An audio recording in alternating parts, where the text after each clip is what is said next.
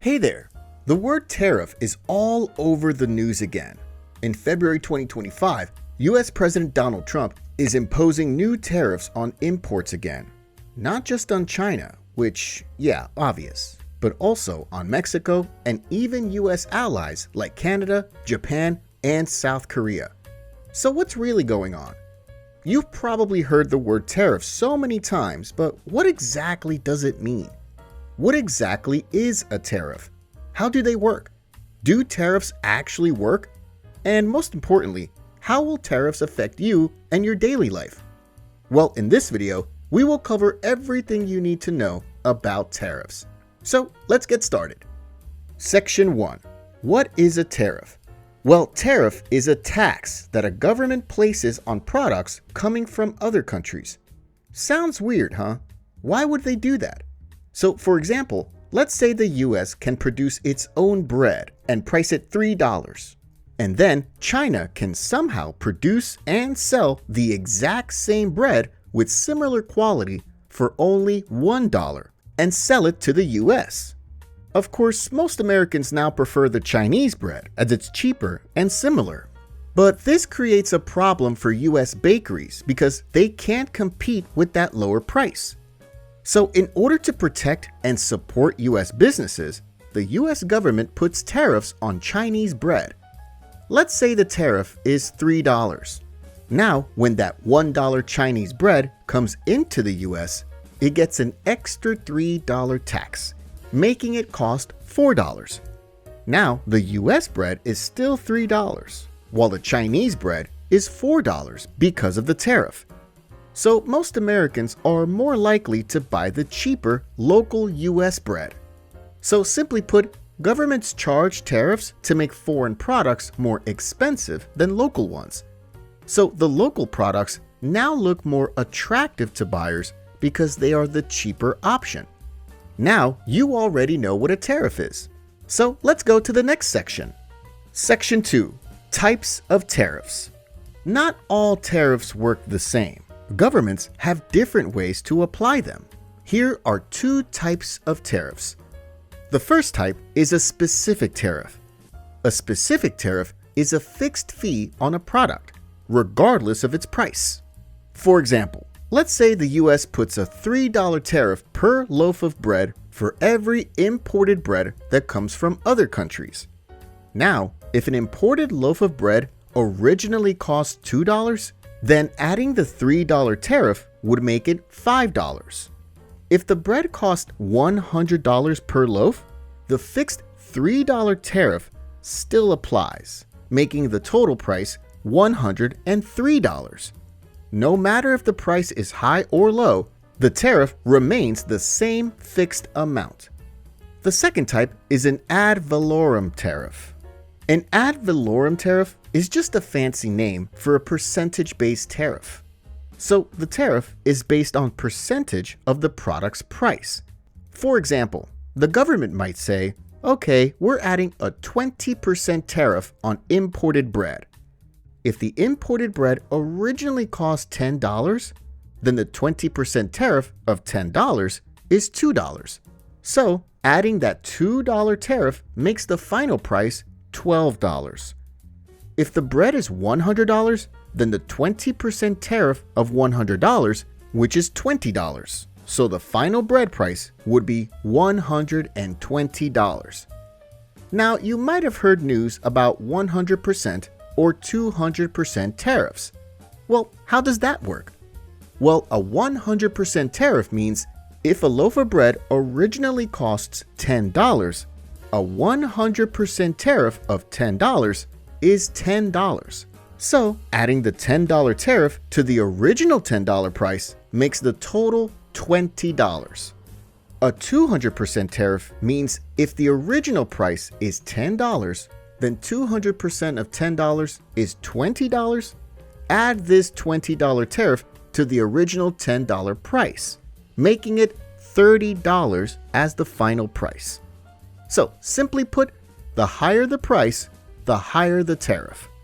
Well, most of tariffs that you've heard on the news or in daily life are mostly ad valorem or percentage tariffs because it's more flexible.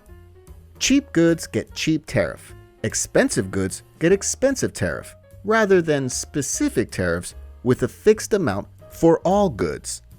So, countries use tariffs as a tax to control imported goods.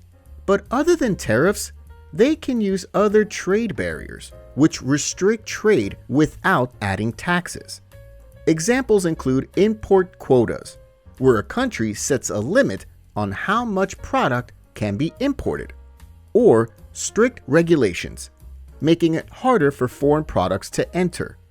But unlike tariffs, other trade barriers don't directly add a tax. They simply set limits or make it harder for foreign goods to enter. But we'll stay focused on tariffs, since that's our main topic. Now, let's get into whether tariffs are good or bad. Section 3. Pros and cons of tariffs. After understanding tariffs, you might still be confused about whether it's good or bad, because it seems like it's somewhere in the middle. Well, the answer is, it depends. Tariffs don't always have a clear-cut outcome because their impact varies based on the situation. Now, let's talk first about some advantages of tariffs. The first advantage is to protect local businesses. If you ask the government why they impose tariffs, their classic answer is to protect local or domestic businesses. And that's kind of true. Without tariffs, super cheap imports can flood the market, killing local industries and jobs. For example, Harley-Davidson, which once had a 100% market share of heavy motorcycles, saw its share collapse to just 15% as Japanese brands like Honda, Yamaha, Suzuki, and Kawasaki took over with cheaper, high-quality bikes. In 1983, Harley-Davidson asked the U.S. government to help by imposing a 45% tariff on imported heavy motorcycles. This gave the company time to restructure, improve quality, and modernize. By 1987, Harley-Davidson had recovered and even requested the removal of tariffs, proving they could now compete on their own. The second advantage is to increase government revenue. Tariffs are basically an extra tax, and like all taxes, they bring money to the government. Every time an imported product gets hit with a tariff, that money goes straight to the government's pocket. The government can then use it for infrastructure, public services, or even boosting the economy. At least in theory, yeah. The third advantage is to protect national interest. Tariffs are often used as a negotiation tool. For example, the U.S. has pressured Mexico with tariffs to push for stricter immigration controls. If Mexico refuses, then the tariffs stay in place. If they agree, then tariffs may be halted. Tariffs can also push companies to move production back locally. For example, the U.S. imposed tariffs on countries like China, hoping that U.S. companies would move production back home, open new factories, and create jobs in the United States. But most of the time, this backfired as companies moved to other low-cost countries that were not affected by tariffs, like Vietnam. So tariffs can protect jobs and industries, but they also have lots of disadvantages. And that's why lots of people are screaming when the government imposes tariffs. So, what are the disadvantages? The first disadvantage is higher cost for consumers. This is actually what most people worry about. For example, the Mexican bakery needs $1 in order to make a loaf of bread, and they sell it for $2 to American customers, which means they make $1 profit. Now, the US government puts, let's say, $2 tariffs to all Mexican bread. The Mexican bakery needs to pay those $2 tariffs first in order to get their bread into the US market. Since they only sell $2 per bread, they can't bear all the tariffs. So they raise the price to $4 so they can still maintain $1 profit. Who is paying it actually? The American consumers who buy that Mexican bread. The second disadvantage is hurting local businesses that rely on imports. Continuing from the previous example, there's an American sandwich shop that buys Mexican bread because it's cheaper and help making their sandwich also cheap. Now that the Mexican bread costs $4 per loaf, if the shop keeps its prices the same, it will lose money. So the shop must raise its sandwich prices, which could drive away customers and lower profits. So consumers pay higher prices, and businesses that rely on imports struggle to survive. The third disadvantage is hurting international relations. When one country imposes tariffs, the other country sees it as unfair and thinks, they're making things harder for us, so why should we make things easy for them? If the other country responds by imposing tariffs in return, this is called a reciprocal tariff. If both countries continue to raise tariffs and expand to more products, the situation can escalate into a trade war. This worsens relations and makes it harder for countries to trust and cooperate with each other. Now you've understood the advantages and disadvantages of tariffs. And you might ask, so do tariffs really work? Well, let's talk about it in the next section. Section 4. Do tariffs work? Well, sometimes they work, but most of the time they don't work as intended. Let's use a simple example. Let's say there are two countries named Cookie Land and Pie Land. Cookie Land was famous for its delicious chocolate chip cookies, while Pie Land was known for making the best pies in the world. People in Cookie Land loved Pie Land's pies, and people in Pie Land loved Cookie Land's cookies. They traded happily, and everyone was happy. One day, the Cookie Land government noticed that many people were buying pies from Pie Land. Local pie makers in Cookie Land started complaining, saying they couldn't compete because Pie Land's pies were cheaper and better. In response, the Cookie Land government decided to place a tariff on imported pies. This made Pie Land's pies more expensive, and the government hoped this would encourage people to buy local pies instead. At first, more consumers in Cookie Land started buying the cheaper local pies, but loyal customers who preferred Pie Land's pies were forced to pay more. This helped the local pie industry in Cookie Land thrive, but some of them started to get lazy as they realized they had no real competition. With less competition from Pie Land, some pie makers in Cookie Land didn't feel the need to improve. They could keep selling their pies even if the quality wasn't great, because customers had fewer choices. Cafes in Cookie Land that relied on Pie Land's pies for their desserts also struggled as costs increased. They either had to raise prices or use lower quality local pies. Pie Land saw that its pie exports were losing customers and thought, if Cookie Land won't let us make money there, why should we let them make money here? In retaliation, Pie Land placed a reciprocal tariff on Cookie Land's cookies, making them more expensive as well. Now, cookie businesses in Cookie Land started suffering too, losing sales in Pie Land. Meanwhile, bakeries in Pie Land that use Cookie Land's cookies for their cakes also struggled with similar condition. They either had to raise prices or use lower quality local cookies, both of which led to losing customers. If Cookie Land retaliated by adding more tariffs and Pie Land did the same, then a trade war would officially begin.